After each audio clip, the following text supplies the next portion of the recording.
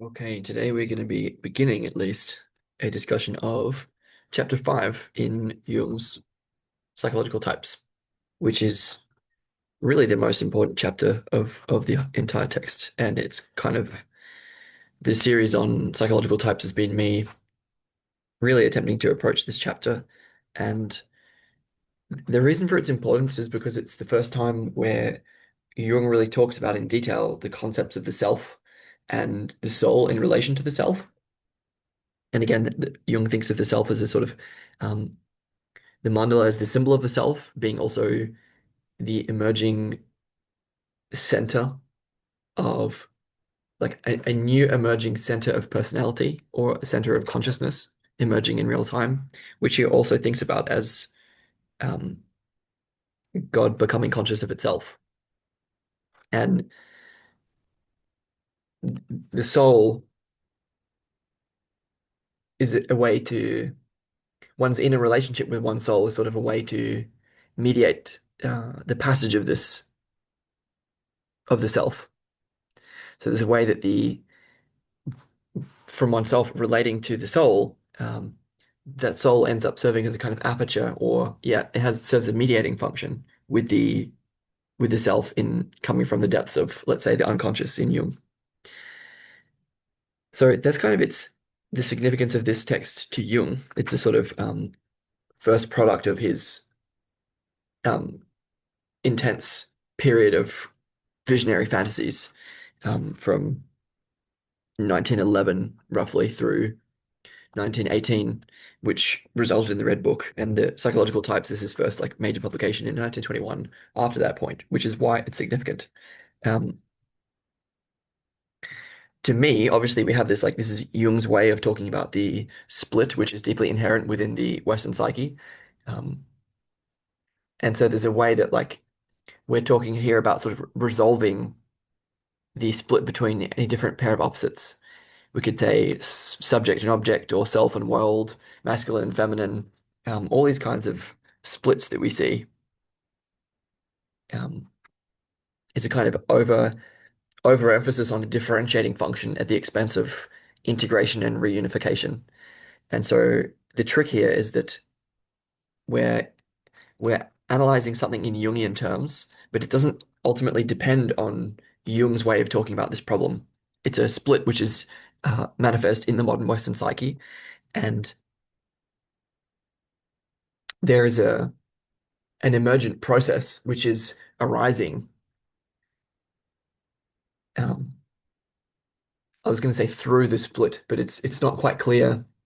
There's a way that by engaging the um, transformative power of dialogos, that any pair of opposites can be reconciled in a certain way, that one can disidentify oneself from those pair of opposites, and in that way become more transparent to oneself, such that um, something can flow through one that is, in Jungian terms, equivalent to this new emerging center of personality. That is roughly the outlines of the process that we're looking at. We're sort of saying that there's been a split that has been embedded within our consciousness for millennia, and that the um, processual, meaning a dynamic, ongoing uh, resolution of that split, has an important role to play in giving rise to a new emerging center of consciousness. And we're analyzing that process and trying to understand it in Jungian terms today. Otherwise, to say, by way of introduction, that for Jung, obviously we're doing that in terms of introversion and extraversion. So this is how Jung conceives uh, the main split in the Western psyches between different kinds of people. But it's also this split within any one person. Um, and so, like I talked in other places, namely in other, I'd recommend like the first 5 minutes of the um, second video on, I think, chapter 1, where I summarize some of like the historical, it's like about realism and nominalism. It's like how this split manifests ultimately in terms of introversion and extroversion, but how there's like a extremely long development of this split throughout Western history. Obviously, we can see how that's connected with this sociological critique that I've made again in other places, where until we restore a different way of living,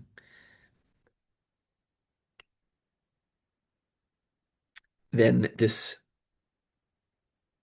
split will, I think, tend to remain unhealed. In any case, that's all more or less by way of introduction, because it gives the context for what chapter 5 of psychological types is actually about. It's called the type problem in poetry.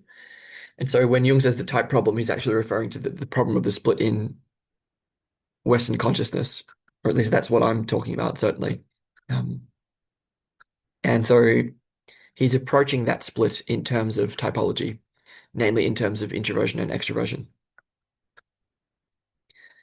And he is again enjoying the use of analyzing texts, analyzing others, much as I'm doing, I might note. Um, in chapter 4, we were sorry, in the third chapter of this, we were looking at the Apollonian and Dionysian in Nietzsche, and in chapter 2, we were looking at Schiller. And Jung's included bits and pieces on different kinds of poetry. There's reference to Goethe throughout, Schopenhauer as well. And so I really don't think that analyzing text like this is out of place. And I very much skipped chapter 4. I found Jung's remarks on Jordan's typology to be um, unhelpful. So we've moved on to chapter 5. So I'm now going to start to unpack from page 166 of Psychological Types what the heck Jung is beginning to talk about. The type problem in poetry, this chapter 5, goes for more than 100 pages, so we're very much not going to get through the entire chapter today, but we're beginning to talk about how to analyze this problem of the split in Western consciousness, both between people and within people, in terms of introversion and extroversion, in terms of one Carl Spitteler and his published work Prometheus and Epimetheus, published in 1881. Importantly, we know that these characters are from the Greek myth of Prometheus, which I will not recount right here. Prometheus is the one who stole fire from the gods. And so there's going to be a relationship here between the Prometheus that's from that Greek myth and the Prometheus as discussed in Carl Spitteler's publication in 1881.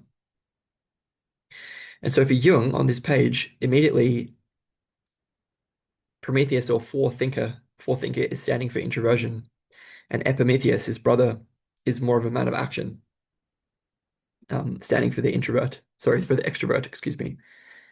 So again, for Jung, introversion is Jung conceives of these two different types of people, introverts and extroverts, and each of these types of people has 4 different functions in different balances, namely the functions of thinking and feeling, and the functions of sensation and intuition.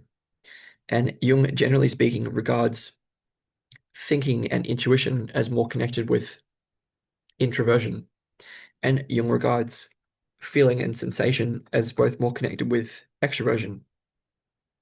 And so that latter set would be more connected with Epimetheus here, whereas the former set, introversion, thinking or abstraction, and intuition or forethinking, is connected with Prometheus.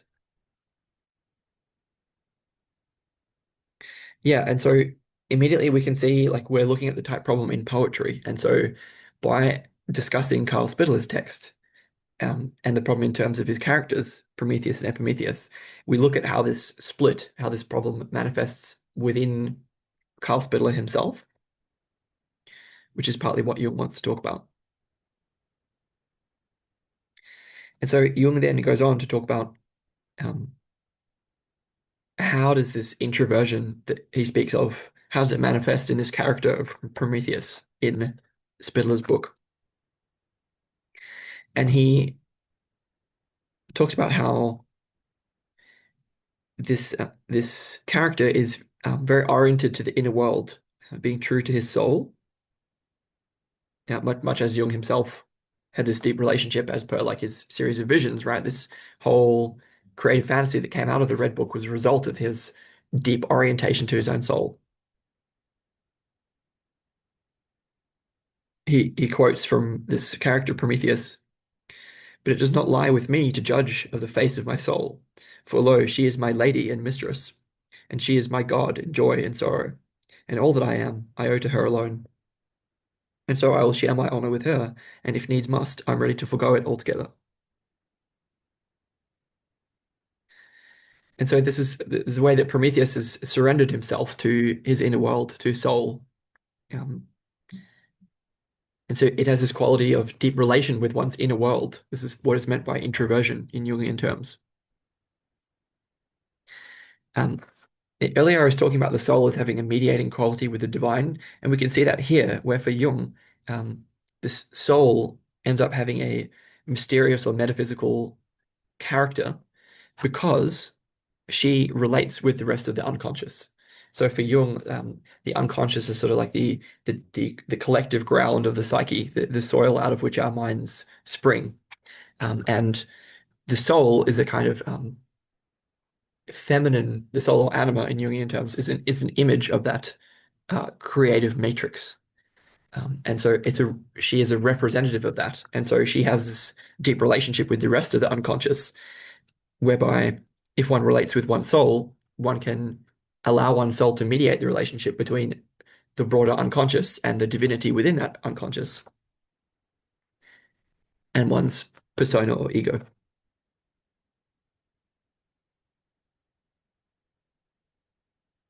Yeah, and so the sort of mistake for Prometheus, if you like, is that he has more or less sacrificed his individual ego to the soul. Um, and so there's this kind of imbalance in that relationship. And that leads to sort of becoming de-individualized. I mean, and Jung says he's lost the counterweight of the persona, the function of relation to the external object. With this surrender to soul, Prometheus loses all connection with the surrounding world. This is what we mean by introversion. It's this like disconnection from the surrounding world. Um, I'm really thinking of Kierkegaard here, for example, but I won't go into that.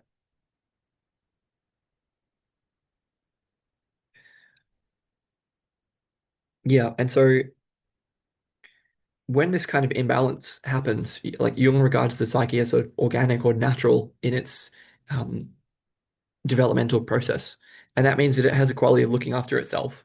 And so when this imbalance arises, there's a vision appears to Prometheus that Jung says is designed to um, help the character readapt to the world as it is. So to correct the imbalance of his introversion. And so this angel appears to Prometheus and says, "It shall come to pass if you do not prevail and free yourself from your froward soul, that you shall lose the great reward of many years and the joy of your heart and all the fruits of your richly endowed mind. And again, you shall be cast out on the day of your glory on account of your soul, for she knows no God and obeys no law, and nothing is sacred to her pride, either in heaven or on earth."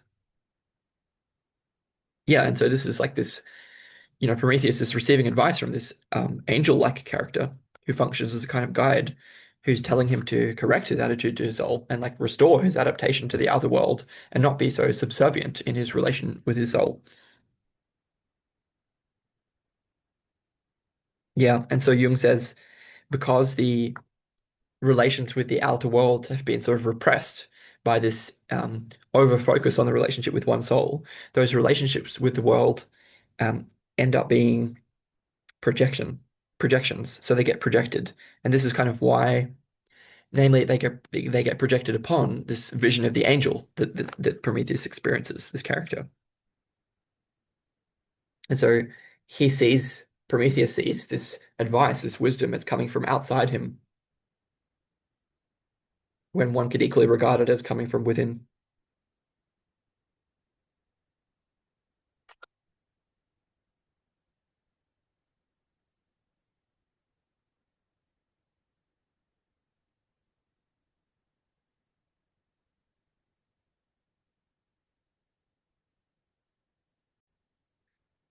An important step here where Jung talks about the soul as a function of relationship. And so what he means is that the image of the soul or the anima is a kind of figure that arises out of the ground of relationship with the unconscious. And so Jung does, like on empirical grounds, give an independent uh, autonomy to the unconscious ground, the matrix of our minds. So the soil out of which our minds spring. He gives this an autonomy, um, a real existence on empirical grounds. And so it's for Jung by relating with this uh, this tendency that we have for things to come through us that not from our conscious will, let's say, but there is a very deep unconscious aspect of our being. It's by relating with this aspect of our being for Jung that the figure of the soul arises as a mediating character, as a function of that relationship. The reason that this is important is because um, that the sort of the integrity of that figure, if you like, is dependent on the right relationship with the unconscious. And so um, the reason for Prometheus' um, misadaptation to reality is because of his imbalanced relationship with his own soul.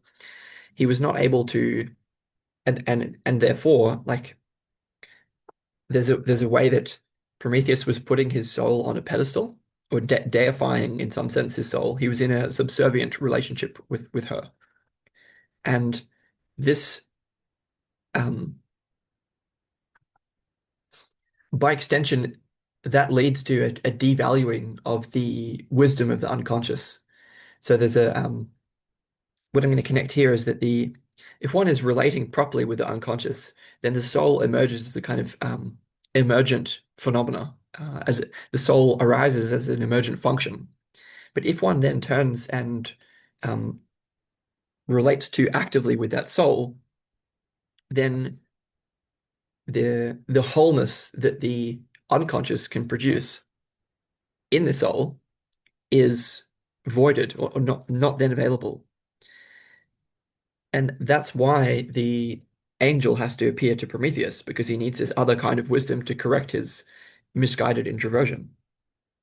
And so the corrective attitude is to, instead of having this subservient attitude toward the soul, to have a relationship with the soul which is on more equal grounds.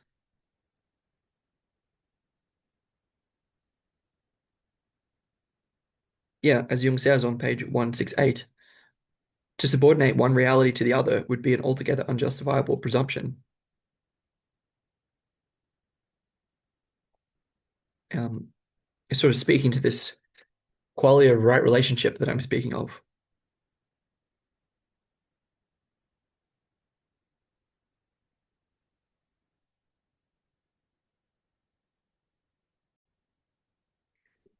And what I would say here about page 168 and 9 is that it's a discussion of why Prometheus as an introvert is not able to adapt properly.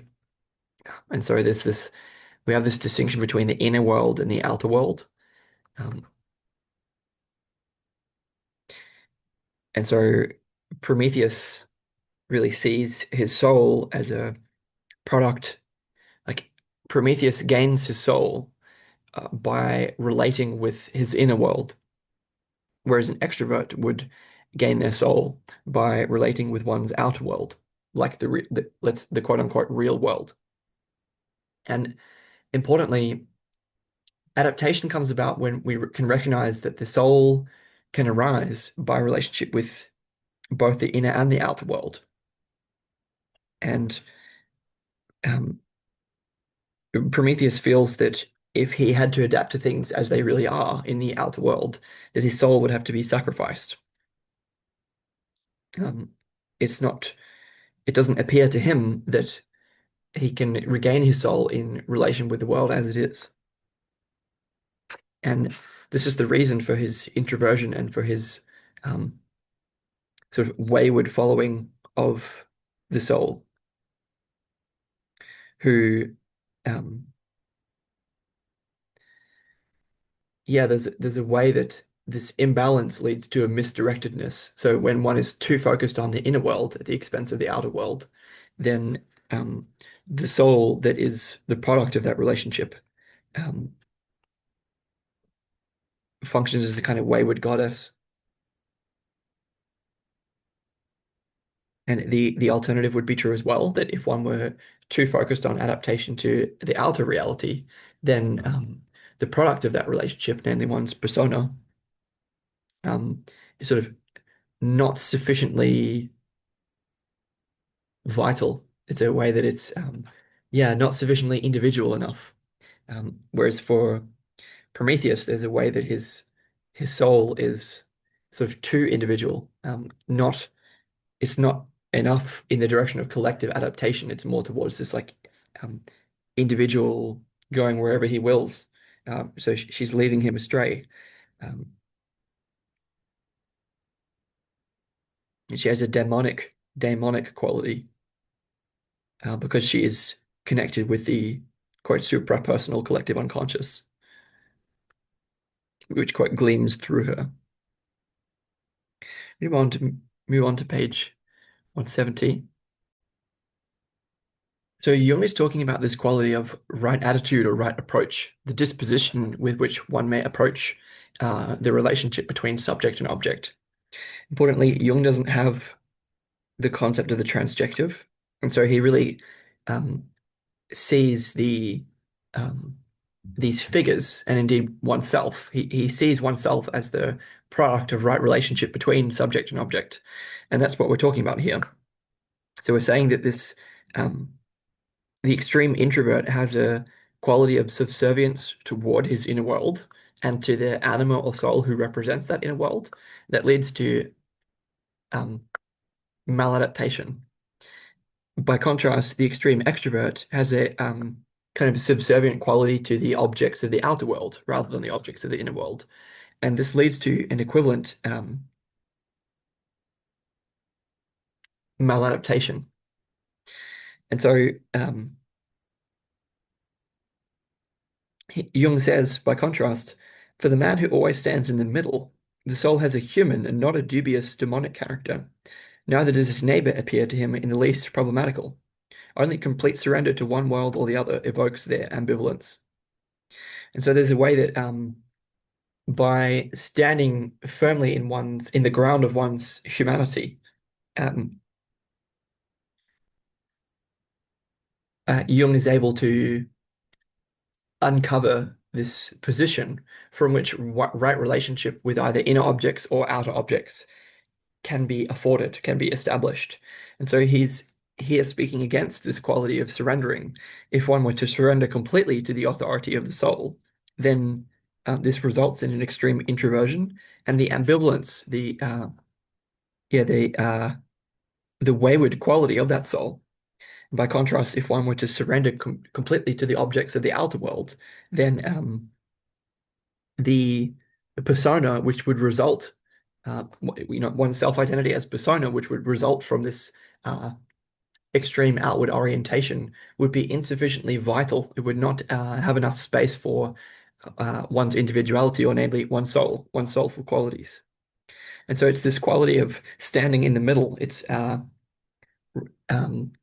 there's a way that instead of devaluing the subject in relation to either inner object or outer object, if one can stand on equal terms, equal footing with either inner object or outer object, then the identity which can be produced in as a function of that relationship is more adaptive and Jung would say more whole. But the story goes on in Jung's discussion to the choice of different life pathways by each of the main characters, namely a pathway of introverted adaptation and a pathway of extroverted adaptation, both of which are, in a sense, secondary or lesser to some degree because um, the fact that there are two characters at all is representative of this split of which we speak. And so just going to talk a little about, again, which paths they choose. And so Prometheus, as we say, has sort of chosen a very introverted pathway in which he sacrifices all connection with the present. So he's like not adapted or related to the quote unquote outer world and to present conditions in that world. He's rather related to his inner world and in deep connection with himself through that inner world. This is again for Jung connected with um, this inner attitude, this inner orientation is connected with thinking, which is a more scholarly disposition, and also with intuition, so sort of orientation towards the future. Whereas Epimetheus, his brother, by contrast, um, feels called to relate to the world as it is. And there's a way that he sacrifices his soul for the sake of that adaptation to the world as it is.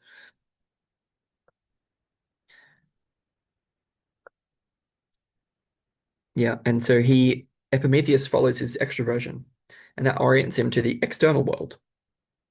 And there's a way that for Jung, as an introvert, there's a clear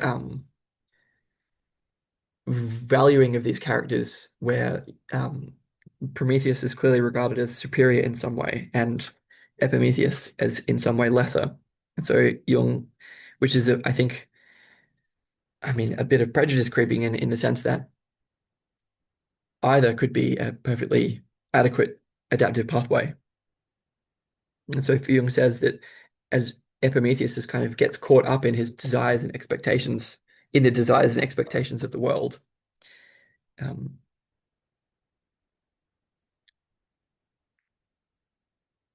which because he's a really an extroverted person who has previously been living under the sway of introversion, that leads to this step towards his true nature, um, leads him in fact towards the truth and brings him a quite just reward. Something quite interesting here on page 171, in which Jung talks about the different adaptive strategies of the two characters. So for Prometheus, we were talking about how the soul has this kind of tyrannical quality, and the soul makes all these tyrannical claims upon Prometheus and hampers or impedes his relationship with the external objects in the world. And so Prometheus has to make many cruel sacrifices. And so again, this has to do with the sort of imbalance in the relationship where because Prometheus is so subservient to his soul, um, the relationship ends up being a bit authoritarian and harmful. Whereas with Epimetheus, by contrast, Jung says that Epimetheus is armed with an effective shield against the danger that most threatens the extrovert, the danger of complete surrender to the external object. This protection consists in a conscience that's backed by the traditional right ideas, that is, by the not to be despised treasures of worldly wisdom, which are employed by public opinion in much the same way as the judge uses the penal code. This provides Epimetheus with a protective barrier that restrains him from surrendering to the object as boundlessly as Prometheus does to his soul. It's forbidden him by his conscience, which deputizes for his soul. So there's a way that what this implies is that, like for Epimetheus, um, even though like Epimetheus is in a sense subservient to the outer object in the same way that Prometheus is subservient to the inner object, namely his soul. But for Epimetheus, Epimetheus is a storehouse of his own conscience, this collective tradition, this moral wisdom. Yeah, this prevents Epimetheus' relationship with external objects from becoming too extreme, and for the relationship between the subject Epimetheus' subjectivity and the outer objects in the world from becoming too authoritarian or tyrannical. So the saving power of the conscience for the extrovert in Epimetheus. There's a final connection in this section between the kinds of work that each kind of character is tending towards, where there's a way that um, the Epimethian extroversion is connected with appearance and kind of ceremony, whereas introversion is more connected with um, force and a kind of intense inner depth, which is not necessarily effective.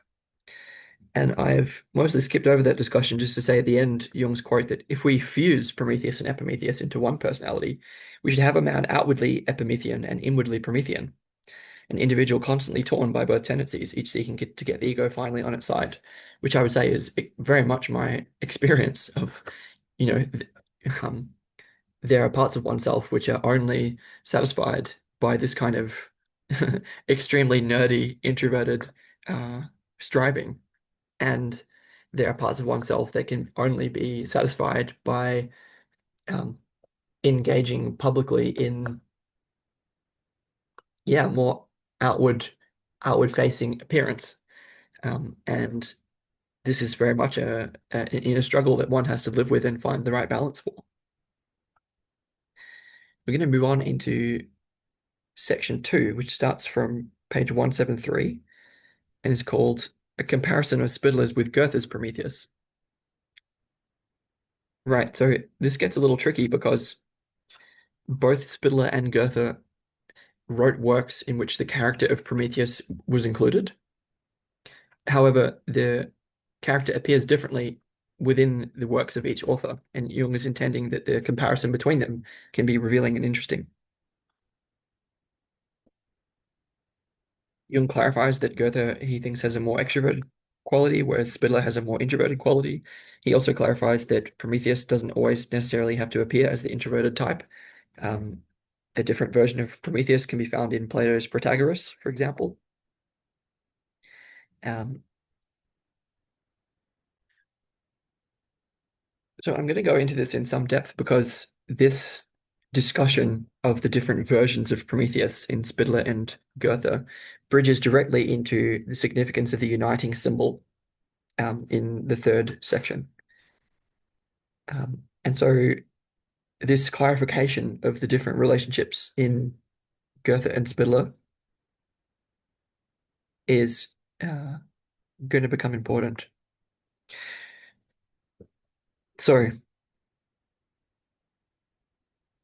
now we're going to talk, we've been talking about Spittler's work entitled Prometheus and Epimetheus, which was published in 1881. We're now going to talk about how Prometheus is portrayed in Goethe's works. Jung claims that there are two versions of Prometheus in Goethe's works. The first being in the, quote, Prometheus fragment of 1773, in which Prometheus is, quote, the defiant, self-sufficient, godlike, God-disdaining creator and artist. And this version of Prometheus in Goethe has a soul, whose soul is Minerva.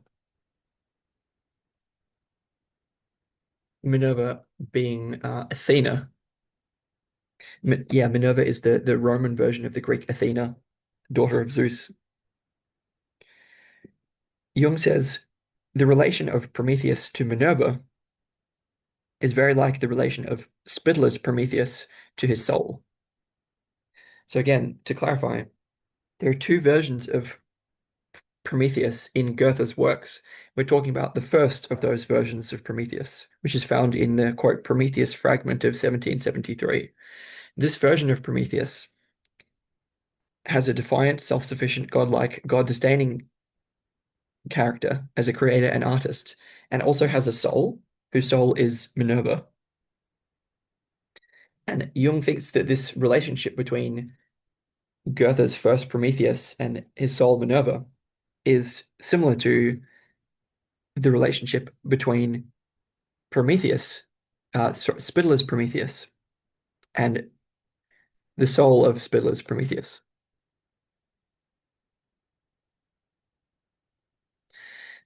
By which we mean Goethe's Prometheus is also dependent on his soul. I'm not going to quote from Goethe that Jung gives because it's just unnecessarily complexifying.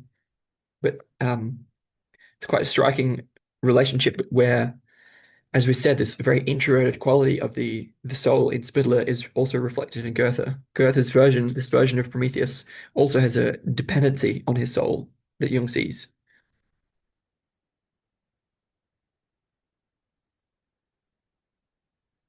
Jung says, however, but for all the similarity of the two figures and their relations with the soul, namely Spitteler's Prometheus and Goethe's first Prometheus, one essential difference remains. Goethe's Prometheus is a creator and artist, and Minerva, his soul, inspires his clay images with life, whereas Spitteler's Prometheus is suffering rather than creative. Only his soul is creative, but her work is secret and mysterious. She says to him in farewell, "And now I depart from you, for a great work awaits me, a work of immense labor, and I must hasten to accomplish it."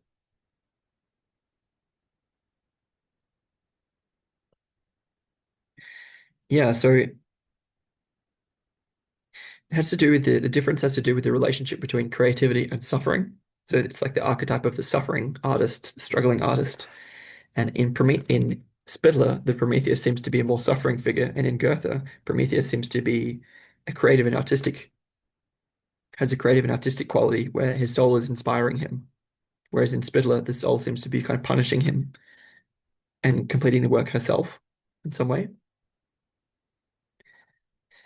So Jung says that in Spitler, it seems this Promethean creativity falls to the soul, so it's like taken up by the soul, while Prometheus himself is merely suffering. Whereas Goethe's Prometheus is self-activating. He is essentially and exclusively creative, defying the gods out of the strength of his own creative power.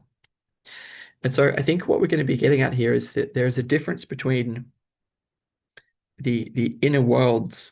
There's a difference in inner orientation between Goethe's Prometheus and Spitteler's Prometheus. And that difference in orientation results in the difference between one who's able to be very creative and one who's able to be only suffering.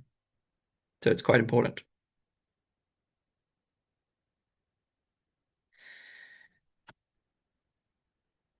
Okay, on page 175,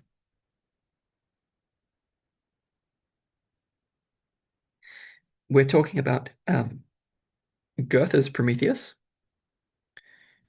who is self-activating and has a essentially an exclusively creative quality, and he defies the gods out of the strength of his own creative power. Goethe's Prometheus says, "Who helped me against the pride of the Titans? Who saved me from death and slavery? Did you not do it all alone, O ardent, holy heart?" So this is like yeah, again, God-defying, self-aggrandizing, self-valorizing quality. And in this fragment of Goethe's, Epimetheus does not feature very much, Prometheus' brother. But he does say, uh, he says, in Goethe, he's sort of inferior to Prometheus and quote, an advocate of collective feeling who can only understand the service of the soul as obstinacy. And therefore, Epimetheus says to Prometheus in Goethe's fragment, "You stand alone, you in your obstinacy know not that bliss when the gods, you, and all that you have, your world, your heaven, are enfolded in one embracing unity." So this is Goethe's Epimetheus criticizing Goethe's Prometheus.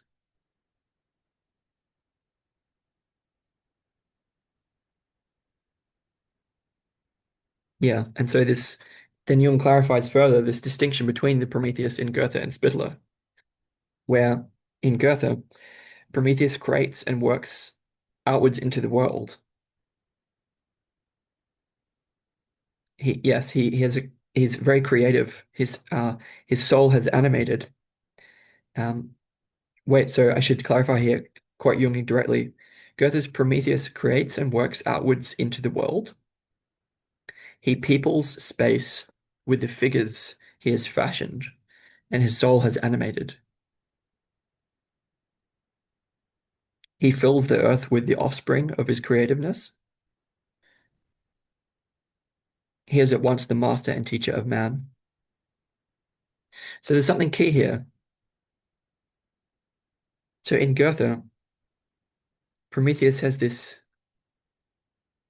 again, it is a self-valorizing quality, But in a way, Epimetheus' criticism is unjustified because Prometheus was able to be very creative, genuinely. So now we're approaching what is the attitude of Goethe's Prometheus toward his soul, namely Minerva, that allowed for this. And this quotation allows us to clarify this. He um, creates and works outwards into the world. So his um, creative products are manifest in the world. So although he has an inner adaptation, namely a relationship with his inner soul, Minerva, his creative work has impact. It manifests in the world itself. He, quote, peoples space with the figures he has fashioned, and his soul has animated. So here I want to invoke the distinction between form and essence. So there's a way that the there's a kind of symbiotic or mutualistic relationship between Goethe's Prometheus and the soul of Goethe's Prometheus, in which Goethe's Prometheus was able to create kind of like clay figures. He was able to create outward forms that were able to be filled or brought to life by the creativity of his soul.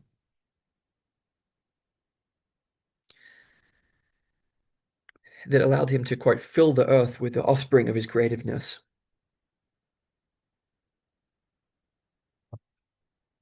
And so there's this quality of relationship between Prometheus, Goethe's Prometheus, and the soul of Goethe's Prometheus, where each of them was able to uh, be in right balance, like be in right relationship with each other on a kind of equal footing, such that each of them were able to contribute to a creative product that was then manifest through both of them.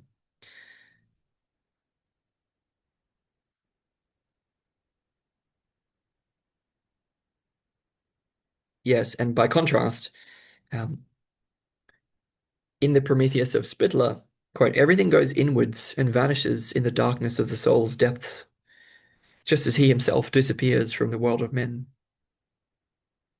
even wandering from the narrow confines of his homeland, as though to make himself the more invisible. In accordance with the principle of compensation in analytical psychology, the soul, the personification of the unconscious, must then be especially active, preparing work that's not yet visible.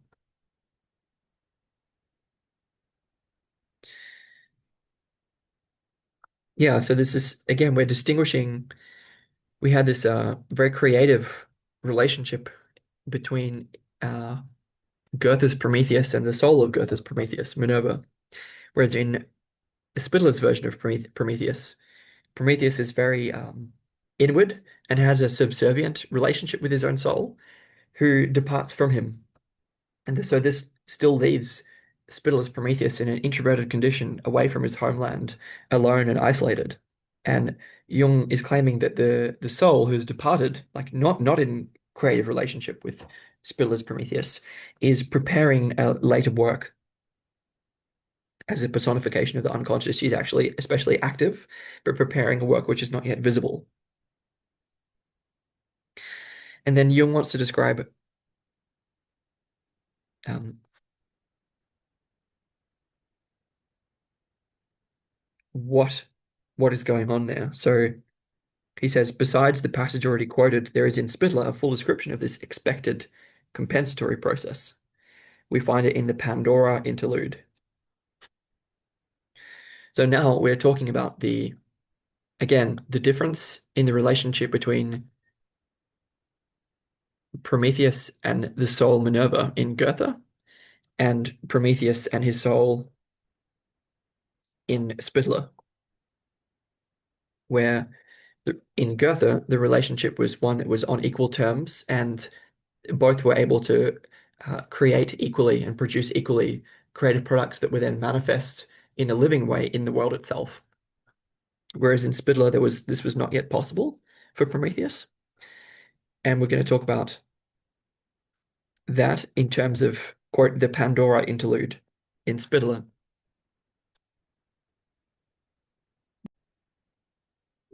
So what's the relevance of Pandora? Well, in different versions of the traditional Greek myth, Pandora was either the wife of Prometheus or the wife of Epimetheus. In the classic version, I would say um, she's presented as the wife of Epimetheus, and um, so Zeus is angered by Prometheus, who stole fire from the gods to give to mankind, and in punishment, God gives a jar to Pandora, the wife of Epimetheus. Um, Epimetheus is tempted to marry Pandora, even though Prometheus, with foresight, warns him against doing so. And Pandora is tempted to open the jar, which then releases. Let me see if I've got that right. Yeah, it was a wedding gift, this jar, and it released all of the evils and misfortunes into the world. Um, the heaviest of which I note was hope. Hope is at the bottom of the jar.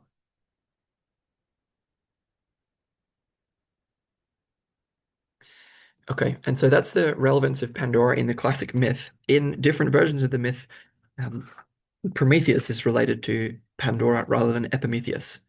And um, so there's a way that in this Greek mythology, these mortals are interconnected with the relationships between the immortals. So there is um, a Olympian relationship between Hephaestus and Athena. Athena being Minerva. And so hmm, this means that in the Prometheus of mythology, there tends to be a relationship between Prometheus and Pandora, or between Prometheus and Athena. So there's a way that this this relationship on the mortal level between Prometheus and Pandora is mirrored or corresponds to an Olympian relationship between Hephaestus and Athena. And this is what obtains in Goethe, where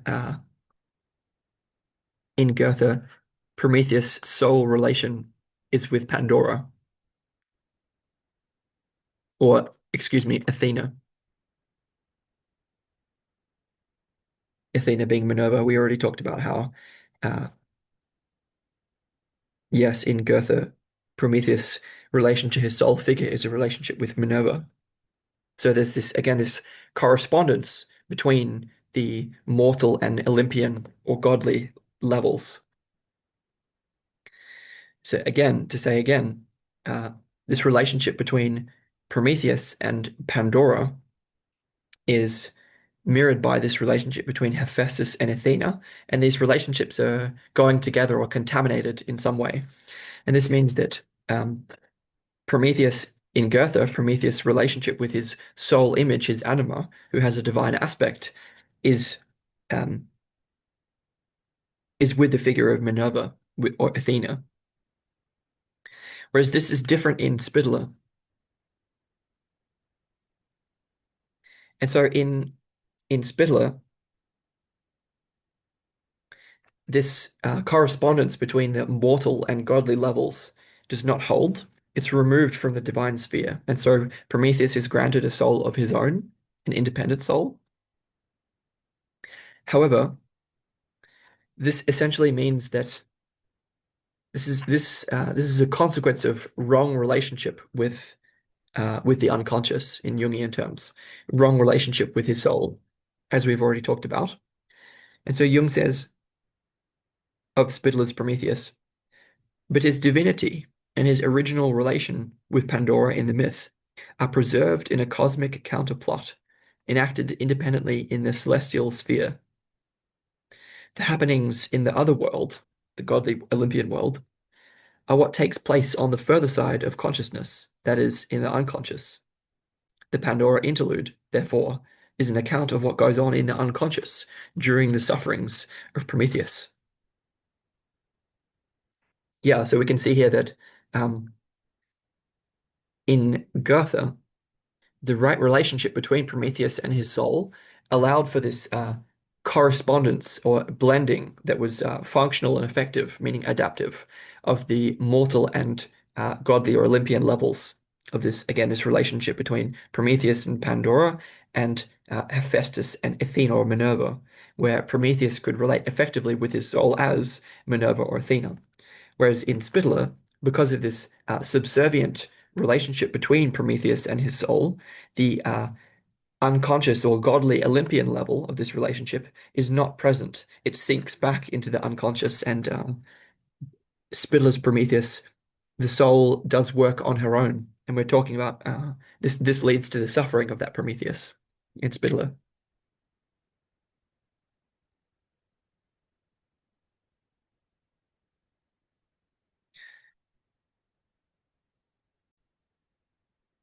Yeah, and so what happens in the version of Spitteler's story of Prometheus is, as we've said, that this version of Prometheus is too introverted and doesn't have the right relationship with his own soul. And that leads to a state of being profoundly cut off from everything, including his soul, including the outside world, including his brother Epimetheus. And that means that in the story, in that condition, kind of this low point or rock bottom, there's an interlude that begins. And this interlude kind of discusses uh, or relays an account of what goes on in the other world, what goes on in the unconscious of Prometheus when all his relations to the world are suppressed to the point of extinction.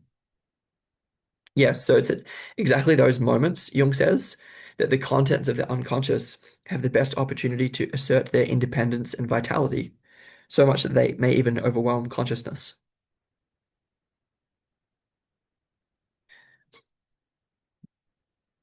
So, what is this unconscious interlude within Spitler's Prometheus?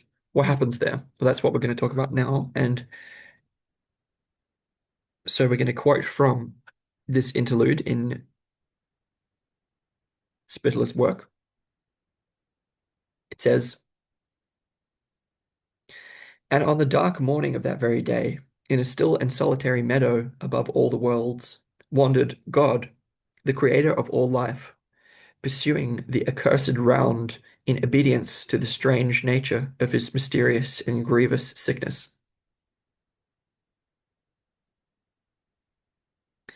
For because of this sickness, he can never make an end of the weariness of his walk,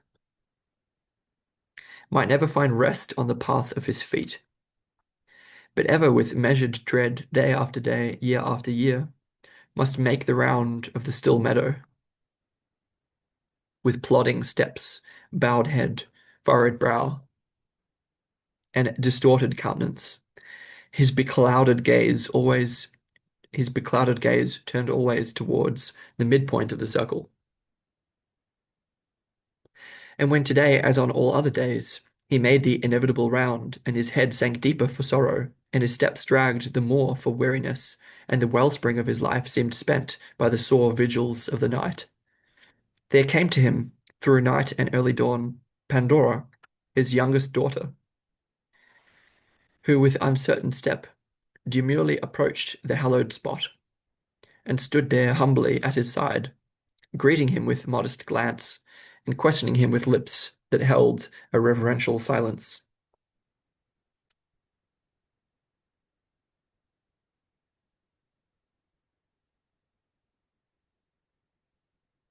This is an extremely rich and evocative passage, and we're going to talk about what it means. So Jung says that God has caught the sickness of Prometheus. So Prometheus is sort of in the image of Sisyphus, kind of having to make a lot of effort and isn't really getting anywhere. And Pandora, his youngest daughter, um, so shows up and says, and sort of waits to be noticed, standing there humbly.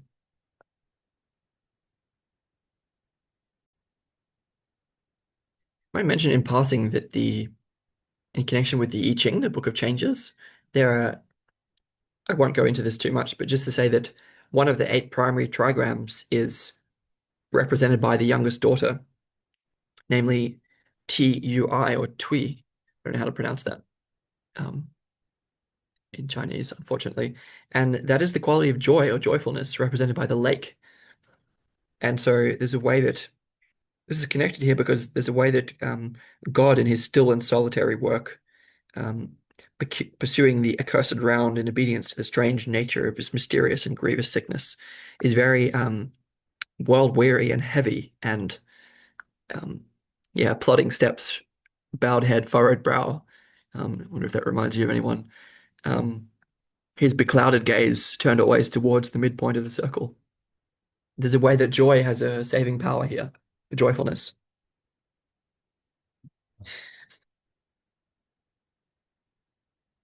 Okay, so how does Jung talk about this?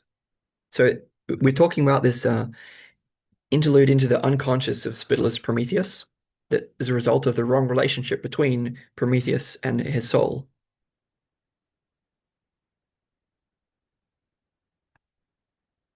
Yeah, and so there's a connection here between um, Prometheus' relationship with the soul and the activity of God.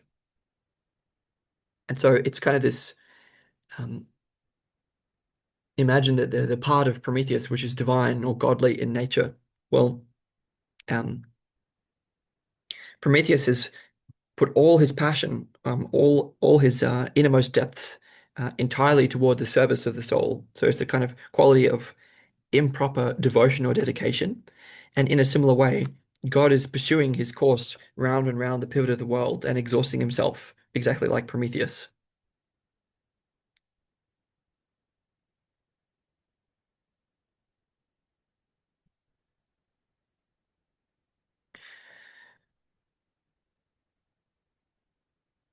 So for Prometheus, all of his libido or energy has gone into the unconscious. And so it seems that for Prometheus, what is produced is exactly Pandora. She is the um, jewel that is produced by the ongoing circular work of God in this context. Yeah, Jung says,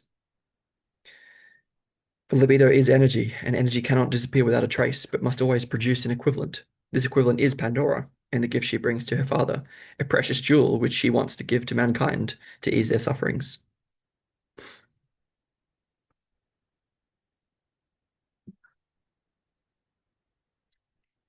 Yeah, translated, this means that while Prometheus in Spitler lies suffering in a state of godlikeness, his soul is preparing a work destined to alleviate the sufferings of mankind. His soul wants to get to men.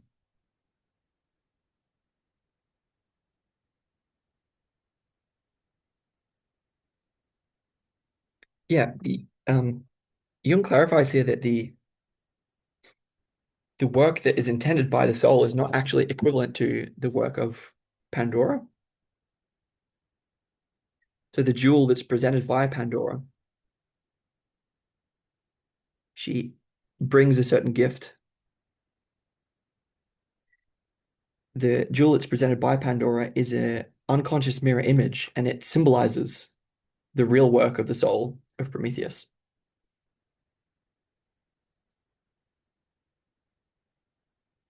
Jung says the text shows unmistakably what the jewel signifies. It's a God redeemer, the renewal of the sun. It's quite clear in the story. It says the sickness of God expresses his longing for rebirth. And to this end, his whole life force flows back into the center of the self, into the depths of the unconscious, out of which life is born anew.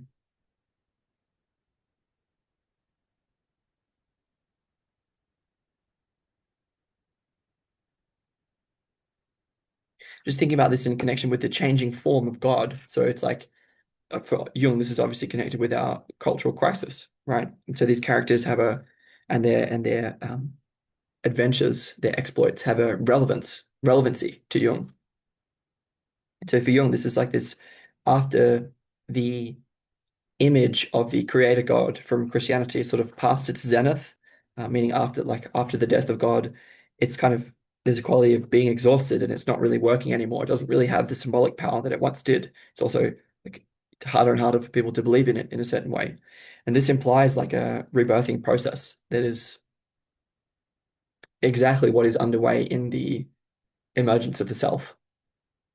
And so this might correspond to a kind of imagine the snake shedding its skin. Imagine that God can appear in different clothing in different ways. Well, imagine that God appeared in the guise of Pandora, in the guise of the youngest daughter, who was uh, joyful in comparison with the old, exhausted God.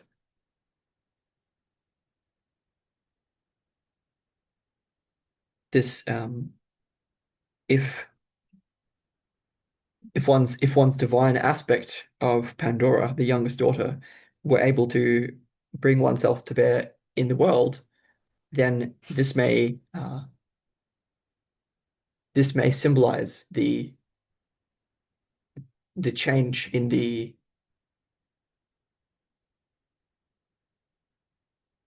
aspect of the divine which is present. So rather than a like overbearing sky father, it's yeah, more of a maid-like quality character out of which life is born anew. So we're moving through this to consider some Eastern analogies. So we're on page 178,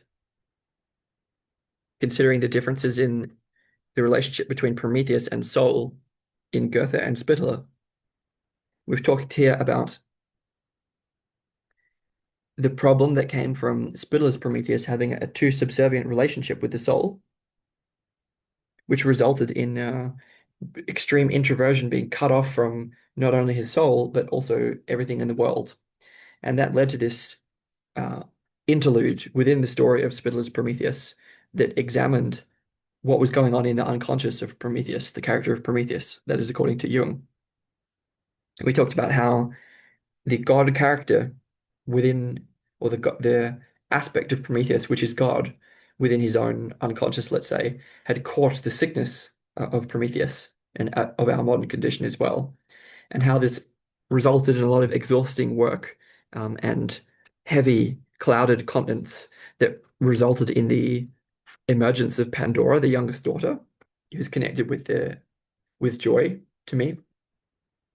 And so um, this signifies the longing for the rebirth of God, and it points to the way in which Spittlers Prometheus may be able to regain a better relationship with his soul so as to come back into adaptation to reality.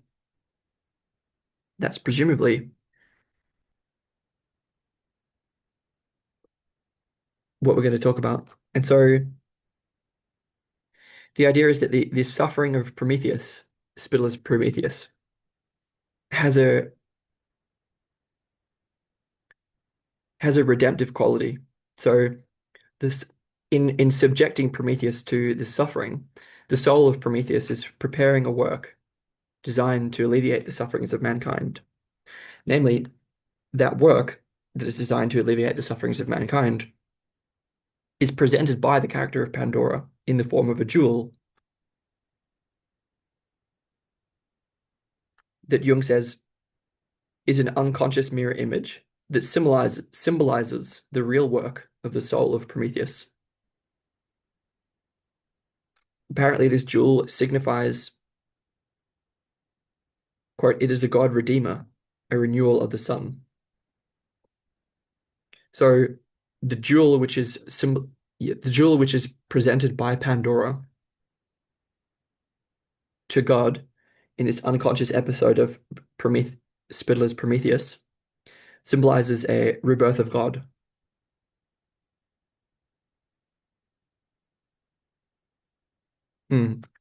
Jung says that is why the appearance of the jewel in the world is described in a way that reflects the imagery of the birth of the Buddha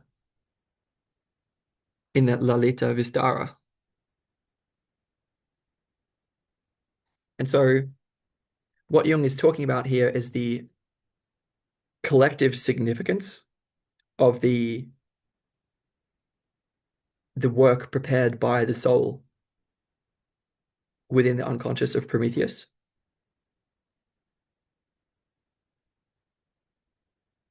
And so we're talking about this jewel that is presented by Pandora, which is the whole purpose of the work of the soul. So there's a way that Prometheus' suffering was for the sake of this work and the jewel that was produced by it. So the question then becomes, what does this jewel symbolize? And namely, it symbolizes the rebirth of God.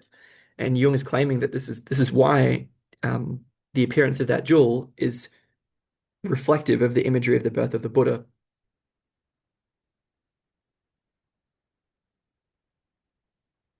Jung says, Pandora lays the jewel beneath a walnut tree, just as Maya bears her child under a fig tree. And so we're making an Eastern comparison to try and understand this archetypal process. And I'm going to quote this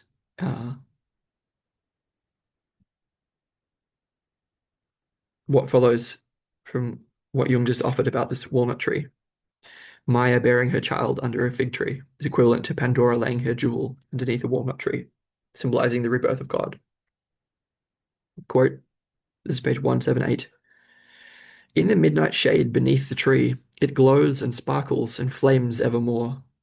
And like the morning star in the dark sky, its diamond lightning flashes afar.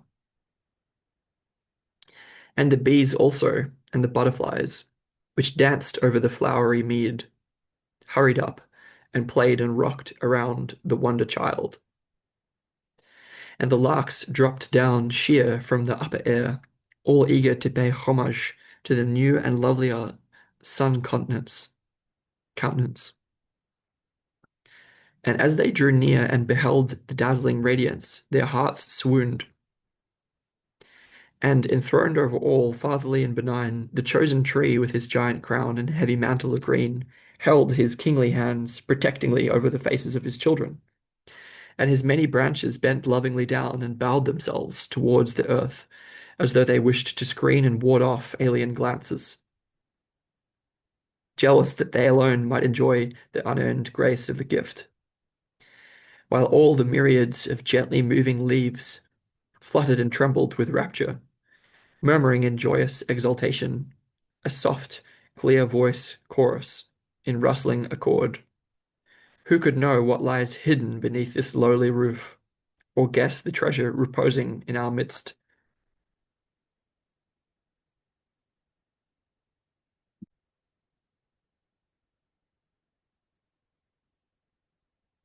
So again, we're talking about this symbolism of the rebirth of God, and we could see here how the appearance of the jewel that is laid by Pandora in the story of Prometheus is equivalent to the birth of the Buddha. So this quote that I've just made is from the story of Prometheus and Epimetheus, the one by Spitteler. And so we can see that so the jewel is laid beneath the tree. So it's kind of similar to the way that the Buddha sits underneath the tree and then becomes enlightened, becomes a Buddha, right?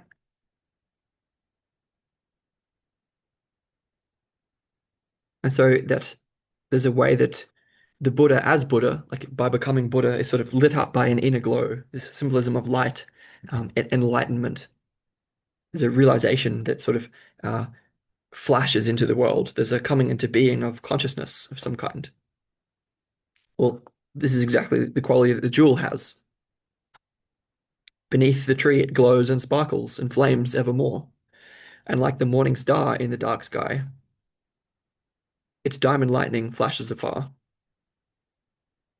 By the morning star, we obviously mean Lucifer, light bringer. This connection with nature, where I won't quote it again, but all of these different forms of nature, much as in The Lion King, we see when Rafiki holds up Simba at the top of Pride Rock at the beginning of the movie, there's this spontaneous movement on the part of nature where all the other species and representatives of the species spontaneously bow to the emergence of the wonder child, all eager to pay homage to this new and lovelier sun countenance, the version of God that is revealed. And so this is happening beneath a tree. And so this, um, again, it says, enthroned over all, fatherly and benign, the chosen tree, with his giant crown and heavy mantle of green, held his kingly hands protectingly over the faces of his children.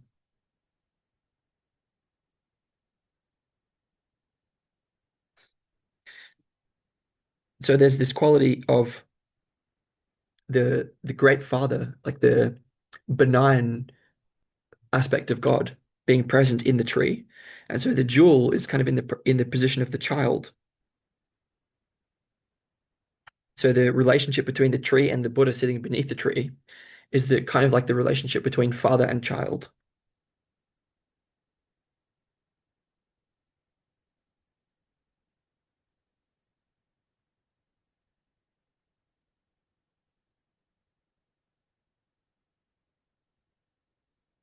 Which has a lowly quality. So just to say here that the relationship between the tree and the jewel that has been laid beneath that tree, kind of connected to the relationship between father and the newborn child. But it's also connected here with the relationship between Spitteler's Prometheus and the product of the work of the soul of Spitteler's Prometheus. So there's a quality of something being born within Spitteler's Prometheus that has a futuristic, has the visage or aspect of a new version of God. And so even though outwardly, let's say on the on a more physical plane, there is a um yeah, old and masculine aspect. This quality of exhaustion in this God. It's also the hallowed spot, which is the place for the birth of the new version of the divine. And so that's what allows the quote to end with this quality of lowliness. Um, Again, the equivalent is a sort of it says, "Who could know what lies hidden beneath this lowly roof?" Sort of equivalent to Bethlehem, right? It's like the birth of the new uh, divinity is typically in a lowly place, so something that could be easily missed.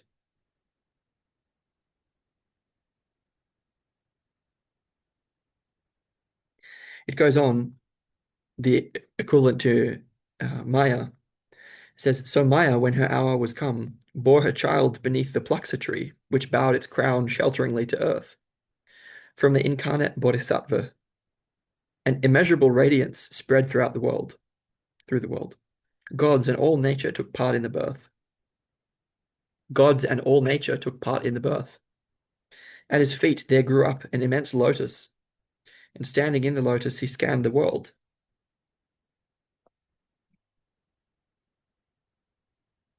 Hence the Tibetan prayer, Om Mani Padme Hum.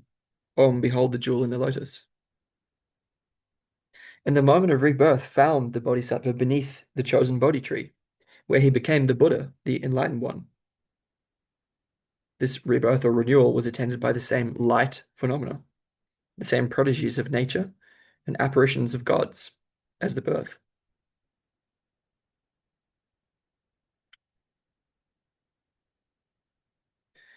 Yeah, and so in Spitteler's version of the story of Prometheus, the the jewel which is produced by Pandora is then lost in the kingdom of Epimetheus. So again, in that story, uh, Prometheus is presented with a gift, a box that contains many uh, uh, terrible qualities. What exactly does it contain? Releasing the evils and misfortunes, releasing evils and misfortunes into the world, as well as hope. So it's not clear exactly why that is the birth of a new god, but in any case, the point of that is that the treasure gets lost in the kingdom of Epimetheus.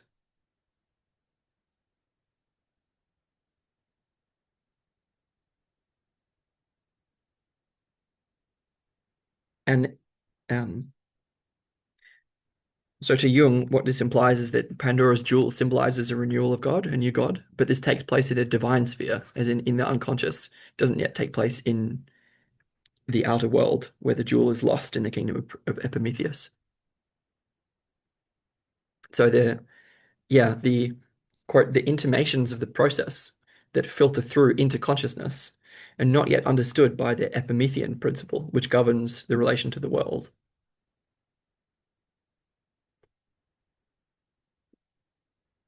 Yeah, the world of consciousness, with its rational attitude and orientation to outer objects, is incapable of appreciating the true value and significance of the jewel. Because of this, it's irretrievably lost.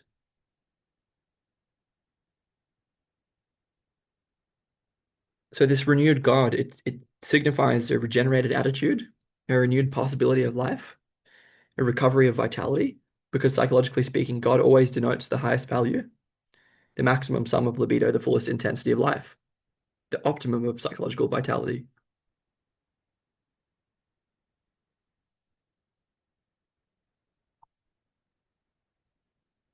Yeah, but we see how um, even though this may be the genuine work of the soul in the unconscious of Prometheus in Spitteler, this work was a symbol of the real soul for Spittler's Prometheus. And we're not quite clear what that real work is yet, or how it actually shows up in the world, because we can see that um, in Spitteler, the Promethean and Epimethean attitudes are both inadequate, as we've already discussed. And they're inadequate because they get dissociated.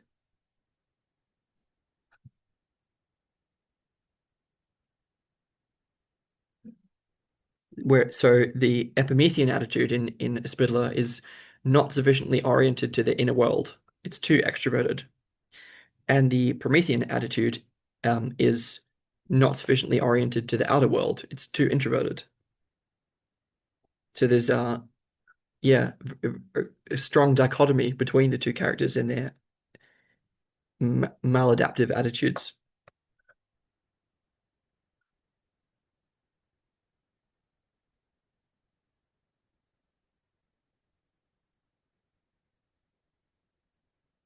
Yeah, and so in Pandora's Gift, which is in this episode into the unconscious of Prometheus, there's a sort of symbolic attempt to solve the problem, which is going on in the unconscious.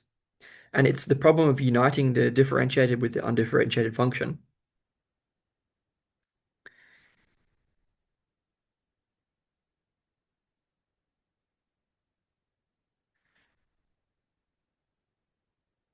What do I mean by that? Well, again, Jung has these four functions, right? And he talks about one as more conscious, the superior function, which usually tends to be, let's say, in the introvert, it's thinking function, and the undifferentiated function, which is most closely connected with the unconscious. This is more the feeling quality. So in this episode of Pandora and God that we were talking about, it's sort of equivalent to this, um, again, like old masculine, the wandering God, the creator of all life, being pursued by mysterious and grievous sickness. This is kind of equivalent to the over-differentiated function, whereas the undifferentiated function is present in Pandora, his youngest daughter, who's more connected with nature and with the feminine and with the undifferentiated aspects of the unconscious. And it's the uniting of them that produces uh, the jewel. So this is why it has to do with the problem of uniting the differentiated and undifferentiated functions. The new God is the renewal of life itself. So we've been talking here about Spitteler's Prometheus and how the attitude of Spitteler's Prometheus, the character, toward his soul was too subservient, and that resulted in maladaptive introversion. That led to being cut off from the world in this unconscious episode of visionary intensity, which we can see how this is directly relevant to Jung's own process, right? And we're now going to compare this version of Prometheus with Goethe's Prometheus and look at how they're different. We're on page 179.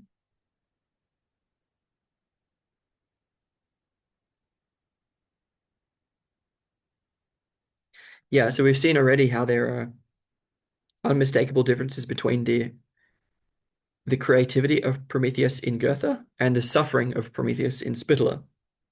And I talked about this in connection with the relation between each of those versions of Prometheus and the soul. Jung now makes this explicit. He says another and more important difference is the relation to Pandora.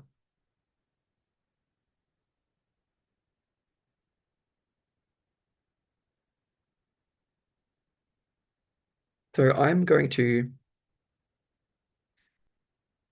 pause this here. And what we're going to take up next time is continuing with the problem of these different versions of Prometheus in Goethe and Spitteler in terms of the relationship between Prometheus and the soul from page 179.